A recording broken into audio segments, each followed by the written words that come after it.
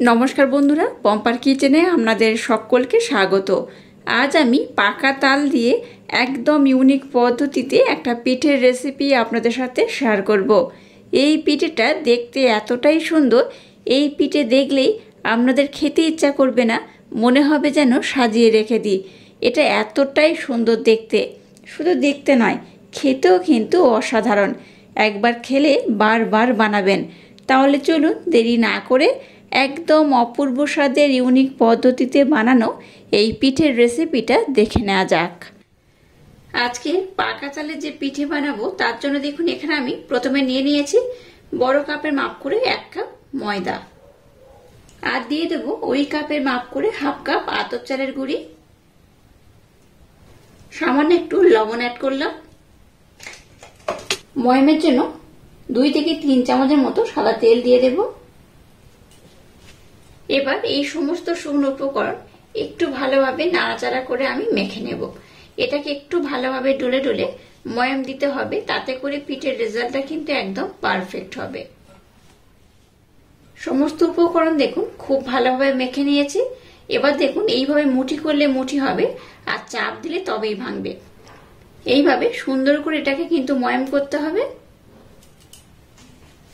মিষ্টির জন্য এখানে দিয়ে দেবো 2 চামচ ব্লেন্ড করে নেওয়া চিনি। আপনারা মিষ্টির পরিমাণটা একটু কম বেশি করে দিতে পারেন।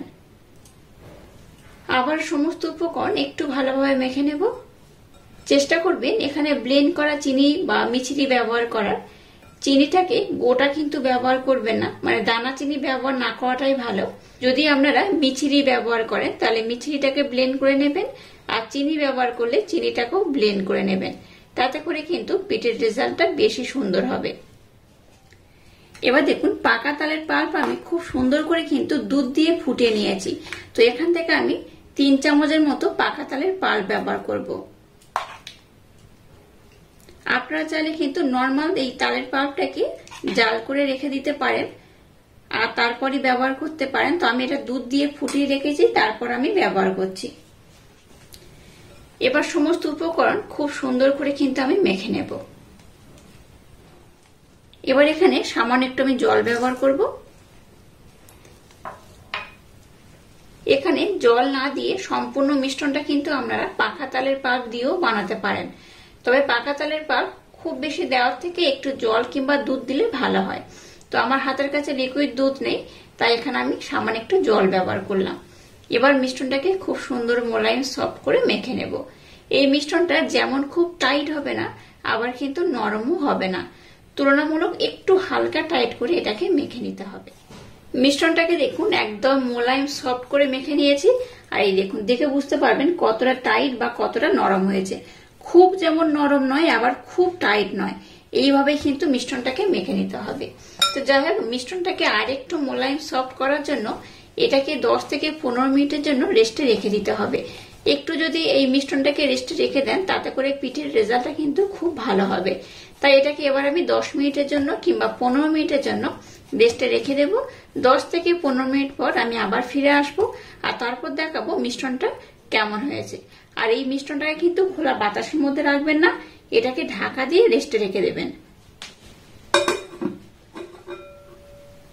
মিশ্রণটাকে দেখুন আমি 15 মিনিটের জন্য রেস্টে রেখে দিয়েছিলাম। 15 মিনিট পরে আমি আবার দেখাচ্ছি। দেখুন এটা কিন্তু আগের থেকে আরো বেশি সফট হয়ে গেছে। তো এটাকে আমি আর একবার খুব সুন্দর করে মেখে নেব। এবার দেখুন ওই মিশ্রণ থেকে একটু লেচি আমি কেটে নিয়েছি এইভাবে। এবার এটাকে হাতের মধ্যে এইভাবে সুন্দর করে গোল করে নেব।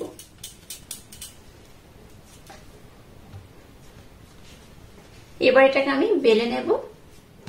খুব পাতলা যেমন করে বেলবো না, আবার খুব কিন্তু মোটা করেও বেলবো না।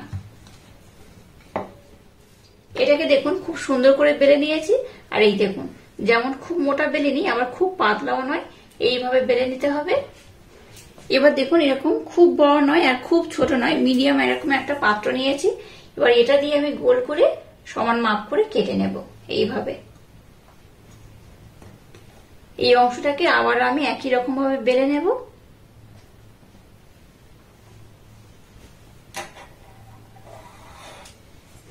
এটাকে দেখুন আমি খুব সুন্দর গোল করে কেটে নিয়েছি। এবার এটাকে সমান আমি 2 টুকরো করে কেটে নেব। আবারও এইভাবে 2 টুকরো করে নেব। দেখুন এটাকে আমি 4 টুকরো করে কেটে নিয়েছি। এবার প্রত্যেকটা টুকরো এইভাবে আলাদা করে নেব। এবার দেখুন এটাকে আমি এইভাবে মুড়ে নেব। এই দেখুন এই পোর্শনটাকে এইভাবে মুড়ে নিতে হবে। একইভাবে এই যে 4টে বানিয়েছি 4টেকে আমি একই রকম ভাবে বানিয়ে নেব। প্রত্যেকটা এবার দেখুন একটার উপরে একটা এইভাবে সাজিয়ে দেব। এই পিঠেটা বানানো কিন্তু ভীষণই সহজ। এটা দেখতে যেমন সুন্দর হয় খেতে কিন্তু তেমনই অপূর্ব অসাধারণ। একবার বানিয়ে খেলে দেখবেন আপনাদের বারবার বানাতে ইচ্ছা হবে। এইভাবে দেখুন 4টা আমি পরপর দিয়ে দিয়েছি। এবার দেখুন এটাকে আমি খুব সুন্দর করে 4টে দেখুন সাজিয়ে নিয়েছি। এবার এইভাবে এটাকে আমি বসিয়ে দিলাম। এবার দেখুন এরকম একটা কাঠিও নিতে পারেন বা অন্য কোনো কিছু নিতে পারেন, লম্বা সরু করে এইভাবে নিয়ে নেবেন। এবার কি করব, এই দেখুন এইভাবে আমি একটু চেপে দেব। এবার দেখুন যে মুখগুলো মুড়ে নিয়েছিলাম সেটা এইভাবে আমি নিয়ে নিচ্ছি। এই দেখুন কত সুন্দর দেখতে লাগছে। এই মুখটাকে এইভাবে জুড়ে দেব। আবার দেখুন এই মুখটাকে আমি নিয়ে নেব, এটাকে এর সাথে আমি দিয়ে দেবো এইভাবে।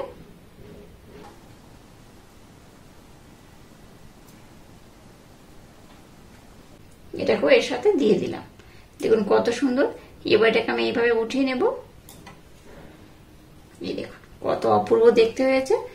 এইভাবে একবার হলো ট্রাই করবেন। আশা করছি বাচ্চা থেকে বড় সবাই ভীষণ পছন্দ করবে আর খুব মজা করে খাবে। আচ্ছা এখানে বলে রাখি, একটু জল নিয়ে নেবেন। জল দিয়ে যদি এইভাবে একটু লাগিয়ে দেন তাহলে দেখবেন একটার সাথে একটা খুলে যাবে না। এইভাবে একটু জল হাত দিয়ে এই মুখগুলোকে লাগিয়ে দেবেন। দেখুন কত সুন্দর দেখতে হয়েছে।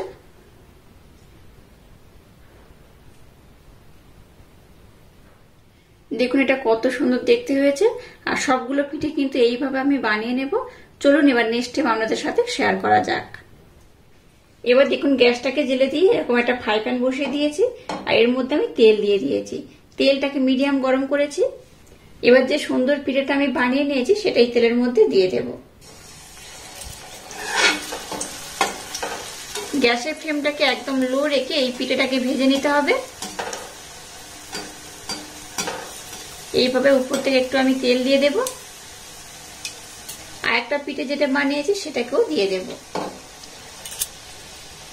উপর থেকে দেখুন এইভাবে আমি তেল দিয়ে দিচ্ছি আর পিঠেটাকে খুব সুন্দর করে কিন্তু এইভাবে তেল দিতে দিতে ভেজে নিতে হবে। এই পিঠেটা দেখতে যেমন সুন্দর খেতে কিন্তু তেমনই অপূর্ব অসাধারণ। একবার হলো ইউনিক পদ্ধতিতে এই পিঠেটা বানিয়ে নেবেন। দেখুন অপর দিকটা কত সুন্দর হয়ে গেছে, অনেকটাই লাল লাল হয়ে গেছে। দেখুন পিঠেটাকে আমি কত সুন্দর করে ভেজে নিয়েছি। এটাকে আর খুব বেশি আমি লাল করব না, এটা খুব সুন্দর কালার হয়ে গেছে। আর এইভাবে কিন্তু সমস্ত পিঠা আমি ভেজে নেব। তো এটা খুব সুন্দর করে ভাজা হয়ে গেছে। এবার এটাকে আমি উঠিয়ে নেব।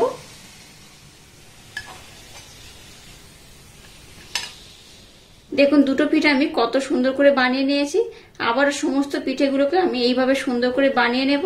তো এই পিঠেটা দেখতে যেমন সুন্দর খেতে কিন্তু তেমনই অপূর্ব অসাধারণ। একবার হলো ট্রাই করবেন। আশা করছি বাচ্চা থেকে বড় সবাই ভীষণ পছন্দ করবে আর খুব মজা করে খাবে। এই পিঠেটা এখন গরম রয়েছে তাই কিন্তু একটু নরম থাকবে। আর যখন এই পিঠেটা একদম ঠান্ডা হয়ে যাবে তখন কিন্তু বেশ মুচমুচে হবে। দেখুন কত অপূর্ব হয়েছে। আর আজকের এই অপূর্ব স্বাদের ইউনিক পদ্ধতিতে বানানো পিঠের রেসিপিটা যদি আপনাদের ভালো লাগে তাহলে চ্যানেলটাকে লাইক শেয়ার কমেন্ট এবং সাবস্ক্রাইব করবেন আর পাশে থাকা বেল আইকনটা প্রেস করে দেবেন। তাহলে টাটা, আবার দেখা হচ্ছে নতুন কোনো রেসিপি নিয়ে।